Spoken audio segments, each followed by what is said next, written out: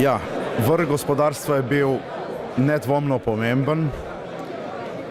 Rezultate bomo lahko ocenjevali šele čez kako leto, vendar mislim, da je nujno že vsaj to, da kot gospodarstvo povemo, kaj želimo in kaj je nujno potrebno.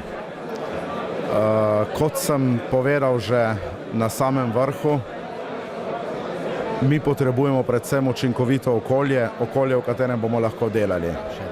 Današnji dogodek ocenjujem kot en prispevek k odboju in upam, da bo to Sloveniji tudi uspelo. Zelo sem bil vesel, da sem v naši sredini videl toliko potencialnih liderjev na političnem področju in upam, da se jih je kaj prijelo in da bodo ta naša razmišljanja in ideje povzeli tudi v svojem programu, vse s ciljem boljši jutri za vse, ki živimo v tem lepi Sloveniji. Jaz mislim, da vsako letni vrh gospodarstva prinese določene rezultate, če drugega ne, ko se srečamo med seboj gospodarstveniki, podjetniki, se pogovorimo, si prisluhnemo, vendarle prinesemo neke zaključke, ki se seveda potem utkejo v naše gospodarsko delovanje. No, to, da Gospodarska zbornica organizira vrh gospodarstva, je verjetno ne samo zelo dobro, temveč tudi nujno potrebno, ker je to pravzaprav edino tovrstno srečanje v slovenskem prostoru na tako visoki ravni vsako leto, zdaj že drugo leto. Pripombe gospodarstva so utemeljene, so korektne. Postavlja se nam vprašanje, kdo konec koncev ustvarja dodano vrednost v Sloveniji, namreč na drugi strani se srečujemo z zelo potratnim javnim sektorjem in tudi današnja razprava je tekla v smeri prevelike javne porabe, preveč razpuščenega sektorja. Morali bi doseči to, da bi postala Gospodarska zbornica, bi rekel, tretji segment odločanja in da bi morali doseči to, da preko Gospodarske zbornice lahko prej dosežemo neke ideje. Kajti nažalost je sedaj tako, če si ti v stranki, pa kakkoli v neki lokalni stranki, imaš neko idejo, lažje prebiješ kot kakšen direktor ali kot kakšna Gospodarska zbornica. Mislim, da to moramo spremeniti. In kot sem rekel, predlagam, da dosežemo to, da pri sprejetju zakonov, posebej ki se tičejo gospodarstva, da mora obvezno povedati svoje mnenje, bi rekel Gospodarska zbornica, še celo bi predlagal, da bi lahko bilo to z vetom. Seveda to srečanje je izjemno pomembno in da velja s temi in takimi in podobnimi srečanji nadaljevati, kajti samo na ta način se bodo izkristalizirala mnenja in seveda mnenje o tem, kaj Slovenija in slovenski gospodarski svet misli o vrednotah, o razvoju, o smereh razvoja, kam gre torej Slovenija. To, da Gospodarska zbornica organizira ta srečanja, je nujno. Pomembno je pa, da ob takih srečanjih pustimo tudi pomembna sporočila mladim. Danes nismo slišali veliko optimizma, pa ne zato, ker ga ni v slovenskem gospodarstvu, ampak zato, ker optimizem danes ni govoril. Tako da naslednjič za izhodišče le priporočam, da kjer je volja, je pot in tej poti dajmo slediti tudi z dobro voljo na takih srečanjih. Če strnem še enkrat to svojo misel, bi rekla takole, vekolikor ne bo nova vlada zelo resno prisluhnila gospodarstvu, vzpostavila tesno sodelovanje pri oblikovanju njenih ukrepov, potem jaz v pot navzgor te poti pravzaprav ne vidim več. Seveda moramo biti na koncu, bom rekla tudi jaz, optimisti in verjeti, da so danes ti politiki, ki so bili prisotni, slišali in nam verjeli, da je situacija tako resna, da nas morajo tudi ne samo poslušati oziroma slišati, ampak tudi poslušati. Splošni zaključek je, da smo povedali, kakšno gospodarsko politiko si želimo, koliko bodo pa stranke to upoštevali, bomo povedali. Voleli bomo tisto, ki bo najbolj znana prisluhniti in ki bo nas znala prepričati, da zna to tudi implementirati. No, jaz mislim, da je tole bilo zelo v redu prvič ideja, drugič pa tudi speljano v pravem času.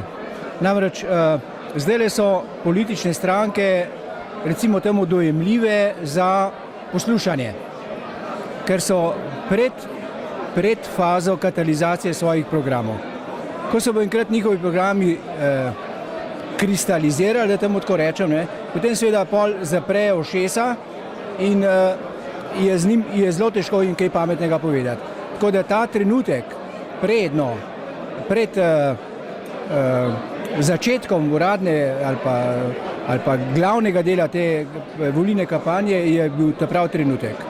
Tako da ta pobuda gospodarske zbornice, pri kateri jaz mislim, da smo vsi prispevali, je bila v pravem trenutku in jaz mislim, da današnji dogodek je pokazal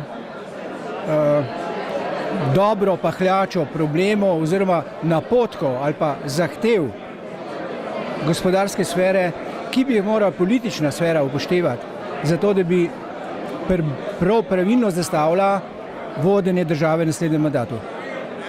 Mi se moramo res nase nasloniti, spraviti se moramo v konzorcije, večji morajo potegniti nase manjše in usvojiti večje projekte v regiji, začenši v regiji, potem pa proti Rusiji, čez Turčijo proti Indiji. To sta dva ključna trga v BRIK-u, Rusija pa Indija. BRIK, B-R-I-K, se pravi R, Rusija pa I, Indija. Ne? Turčija pa itak je na tej poti in je pomemben biser, ker jaz sem jasno del ZITEX-a. ZITEX je izvozna sekcija slovenskih informatikov in vse, kar počnem je, poskušam promovirati med informatiki izvoz. Mislim, da je to pravzaprav rešitev, da se obrnemo na tudi neevropske destinacije.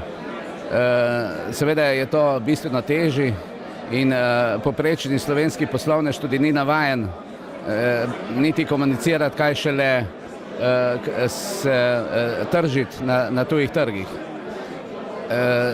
Pričakujem pa tudi v tem primeru pomoč države, ki bi morala mogoče sejme ali pa podobne manifestacije v tej smeri, tako kot je včasih imela Evropa, Europartnerijat ali pa kaj podobnega. Pričakujem pametno reakcijo politikov, ki bi mogli pravzaprav spet v zakonodajni proces nazaj vpeljati obvezna mnenja reprezentativnih zbornic in mislim, da bi mogli gospodarstvo bistveno bolj začeti prispevati k oblikovanju zakonodaje in pa ostalega okolja, ki nas pravzaprav tukaj čaka. Kot je povedal en izmed razstavljavcev, podjetje se lahko preselimo, ampak kamorkoli se preselimo, smo pravzaprav tujci, razen tega koščka zemlje, kjer smo doma.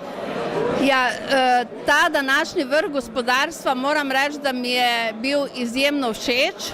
Zlasti zaradi tega, ker je Gospodarska zbornica Slovenije iz vse Slovenije zbrala vse tiste vprašanja, predloge in pa tudi sugestije, ki bi jih tako rekoč gospodarstveniki, vsak izmed nas rad povedal prihajajoči novi politiki. In mislim, da je prav, da se politika in gospodarstvo čim večkrat srečata, kajti od vsakega takega srečanja se zagotovo medsebojno slišimo eni in drugi in vse te spodbude, predlogi verjetno pridejo tudi v ušesa in se seveda potem nekaj od teh zagotovo lahko realizira. Taka srečanja, kot je današnje, ko se gospodarstveniki, menedžerji srečajo na vrhu gospodarstva in se tudi s politiko pogovarjajo, so zelo dobrodošla. Zelo redko se pravzaprav zgodi, da so politiki pripravljeni toliko časa sedeti in poslušati gospodarstvenike, kaj imajo povedati, kje imajo težave in kakšne predloge predlagajo. In zdajšnji čas je tak, ki ga je bilo dobro izkoristiti in Gospodarska zbornica je to tudi naredila. Osebno sem pa zadovoljna, da je ob tem dogodku bilo možno podpisati tudi zavezo za uspešno prihodnost, dokument, ki ga je pripravilo Združenje Menedžer, k njemu pa je pristopila in ga podprla tudi Gospodarska zbornica Slovenije, ker si oboje organizaciji prizadevamo za iste stvari in sicer za čim večjo konkurenčnost Slovenije. Torej, za samim vrhom gospodarstva sem osebno zelo zadovoljen. Moram reči, da zadovoljstvo izražajo tudi moji kolegi iz naše branže, torej iz lesarstva, ki ga tukaj predstavljam. Moram reči, da po dolgih letih je bilo lesarstvo direktno izpostavljeno in mislim, da smo politikom, tudi glede na njihov odziv, nalili nekega čistega vina, kaj lesarstvo lahko da in kaj tudi pričakuje.